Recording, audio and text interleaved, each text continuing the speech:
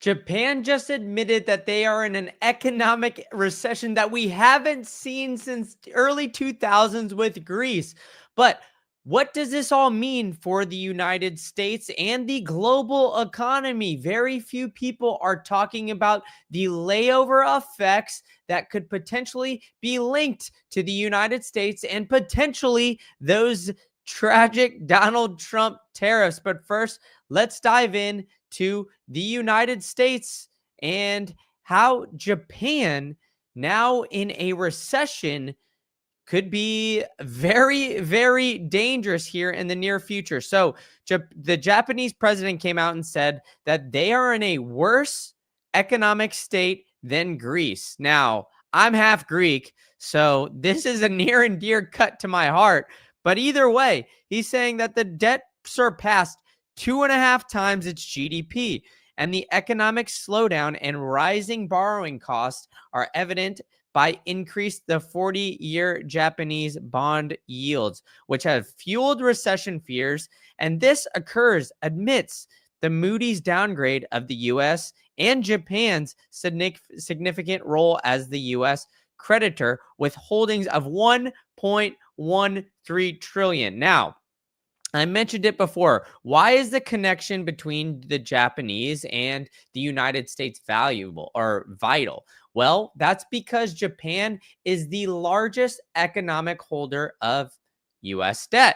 You see here, we've got Japan very intertwined with the US and the US dollar being the number one and almost double the UK for all that matters. So it seems like the Japanese are slowing their relationships, and the economic intertwiningness combination between the Japanese and the United States has been hand in hand for quite some time. So, just going over a quick Google search, the US and Japan are major economic partners. Although they do not have a comprehensive free trade agreement, they have two limited trade deals in place implemented in 2020 during the first Trump admin. These deals aim to eliminate or reduce tariffs on certain agricultural exports and ensure smooth digital trade, including data transfer and consumer policy. Japan is a major trading nation and investor, with international trade being a vital part of its economy. Well, what happened here? Well, the international trade has hit a turning point for the Japanese economy, where the Trump tariffs actually put a huge negative on their international trade because it made the Japanese economy fall a little bit. Look, I'm not saying all the Trump tariffs were a huge negative or all of them were a huge positive, but there are some layover effects that we are seeing and witnessing right here, right? So Japan, a turning point in the U.S. trade relations because it found itself target of Donald Trump's aggressive trade offensive, facing a 25% tariff on imported vehicles, a 24% levy on a range of other goods, and a sweeping 10% universal baseline tariff on all imports.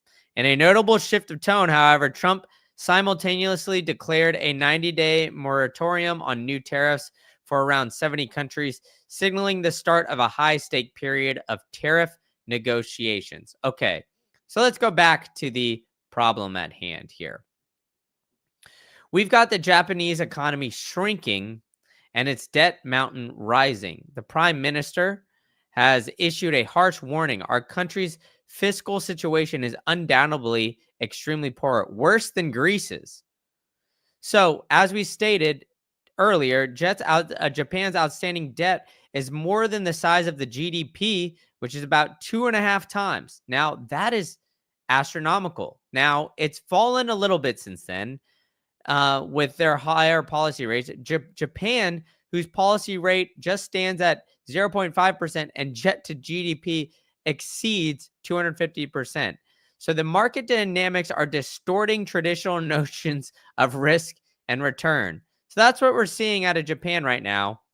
And on top of it all, we are seeing Japan's 30-year yield hit an all-time high. Now, this is not the kind of all-time high you like to see, folks.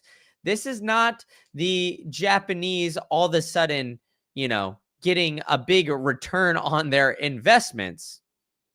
This is what we are seeing here as showing the craziness that is the massive inflationary aspects of the economy as it stands today. So the economic slowdown and rising borrowing costs have investors warned about the recession as GDP shrank in the last quarter, and the cost of borrowing increases after on its 40-year bond reaches high. And I just showed you guys the 30-year yield reaches an all-time high, and it's been essentially just a slippery slope. And so their prime minister is now cautioning MPs that Japan could not afford any tax cuts paid with more borrowing. And its role as a major U.S. creditor here causes it. And this is what we're seeing, right? The Moody's downgrade of the U.S. from its higher AAA credit rating is due to the worsening fiscal output reporting to Fortune. The downgrade led to an across-the-board sell-off in government debt, with the U.S. 30-year yield rising above 5%, near its 5.18 multi-decade high from 2007. Now, Japan, which is one of the largest foreign financiers of the U.S. federal government, is facing its own financial challenges, and it is heavily indebted.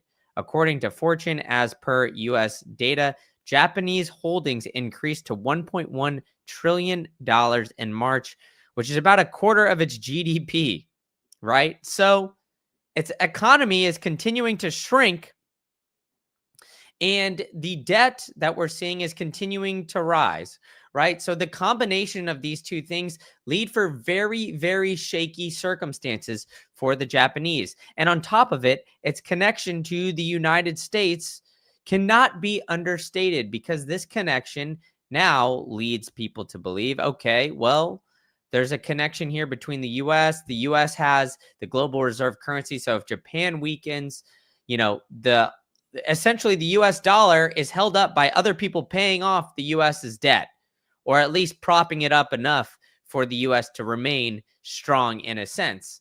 So it's all like, hey, I'll scratch your back, you scratch mine kind of thing. The U.S. maybe has the upper hand, but the Japanese has the third largest economy in the world, and they're seeing it start to shrink. That's not necessarily a positive sign globally, right? So the new economic data shows a stagnant consumption and falling exports weighing heavily on the U.S. economy. Now, these exports are deeply induced because of Trump's tariffs. There's really no way to get around that here. So there is an issue, and we'll see how this all plays out. But this economy contracted at a higher pace than expected. So they already even expected the Japanese economy to fall down. And remember what happened not too long ago, folks. The Japanese yen carry trade. If you guys remember what happened in about August of last year, the Japanese carry trade happened when the Japan and crashed the entire market. Japan essentially was having this carry trade roll out, where they would just do a foreign exchange trade and borrow one's currency at a low interest rate and use it to make higher investment in other currency. The Japanese carry trade lets you borrow the yen. Yeah, so we saw that. And then what happened? The Japanese raised interest rates by 0.25%, and it sent crash waves through the market. And then now we're seeing some of the layover effects from that, where Japan has thought to be in and out of recession for over a year now. And so the Japanese economy has not exactly been something that has been spewing with strength, and the GDP has been shrinking since 2024, or at least going in waves. So historically, Japan has had a very up and down economy, and they've even had something called the lost decade. The lost decade in Japan, details something similar to a Great Depression. So if you're seeing all of these things, right? The lost decade, kind of come through, the potential of all of this, it's got to give you some worry, right? The United States, I've been reporting on this for quite some time, that the United States, the consumer confidence out there is extremely, extremely low.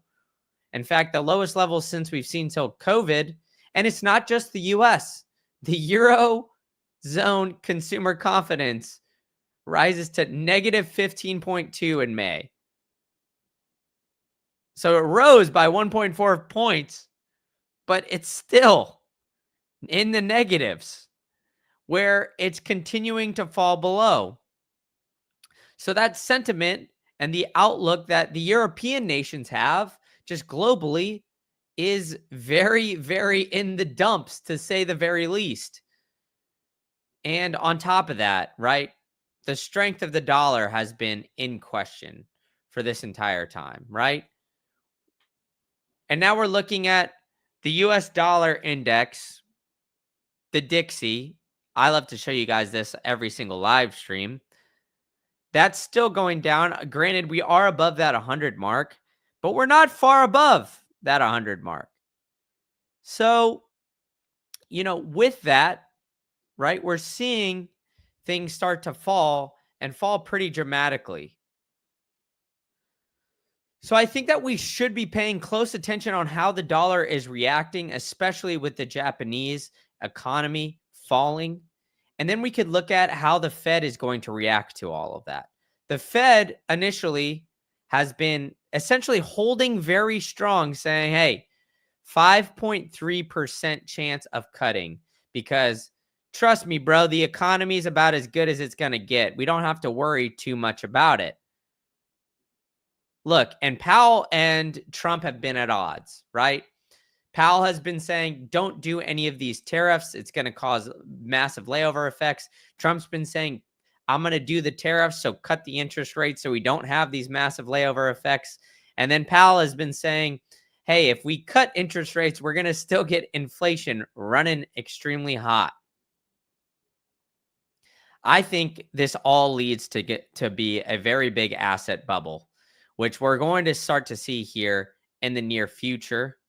Now, that's my prediction, obviously not financial advice here, folks, but we have the S&P 500 only down 0.68% with this news here.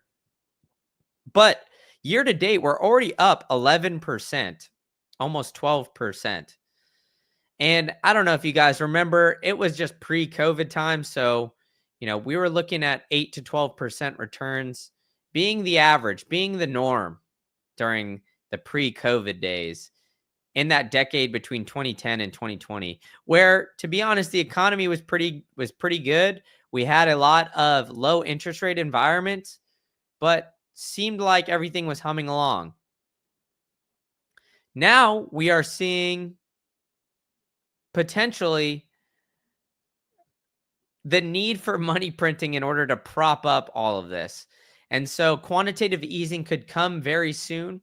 And on top of that, once quantitative easing comes, the global liquidity starts to increase. We've seen global M2 money supply increasing globally outside of the US. And I think that that's going to continue here. We've got two of you guys in the chat, so I appreciate you guys coming in. We've got McLovin, mystery guest who hasn't come in the chat, but I appreciate you tuning in. Make sure you're smoking that like Cheech and Chong. You're hitting that subscribe button with the bell notifications so you know when I go live. And be sure to tell a friend to come in here and subscribe so I could get to that 1K mark as soon as possible. Thank you guys all for coming in on this great live stream, and I'll catch you guys all at the next one.